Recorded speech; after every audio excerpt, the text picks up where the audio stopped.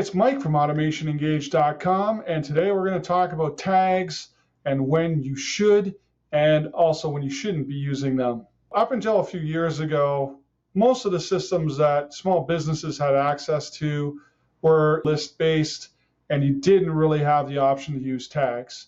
But then along comes Infusionsoft, Drip, ActiveCampaign, ConvertKit, all these systems that now give you the ability to use tags. So it became easy to start abusing those tags. The thing about tags is it's almost like HTML code. Do you remember HTML code?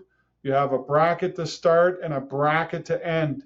So when you have a purchase tag, somebody purchases a website that you're selling, then you can give them a purchase tag that says they bought my WordPress website package. Now, the thing to remember is if they refund you, then you have to also go in and remove that tag. And that is where tags start to fall down, because people seem to be really good at anticipating all the positive things that happen.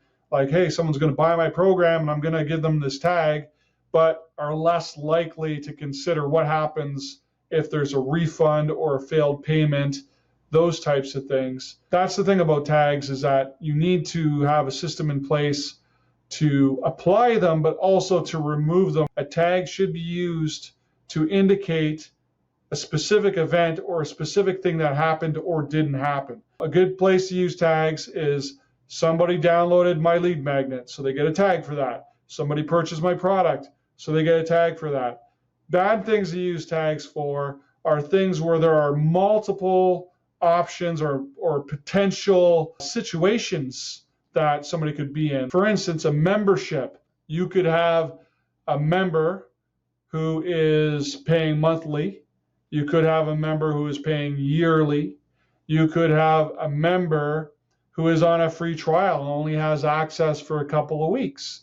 You could have a member who just recently had a failed payment, so they're in sort of membership limbo, but they're still considered a member, but you're trying to get them to pay. Then you could have a member who just quit or churned out of your membership, and they're like an expired member or something like that. So if you're using tags to indicate that, they start to fall down really quick, because if you don't have really tight processes for updating those tags, then what ends up happening is you'll have more than one tag and they'll describe different things. One tag will say this person's a monthly member, and the other tag will say this person's expired or this person lapsed. And then it's up to whoever to figure out, okay, well, which one is true? Tags can cause a lot of confusion when they're not executed properly. So best case scenario with tags is always use them to identify something that has happened, a download or a lead magnet that they did sign up for.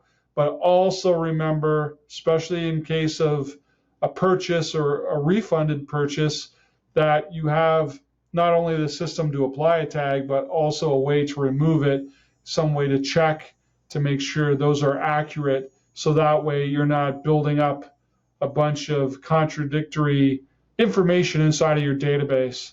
So anyway, I hope that was helpful. If you'd like more automation tips like these, make sure to subscribe below, and thanks for watching.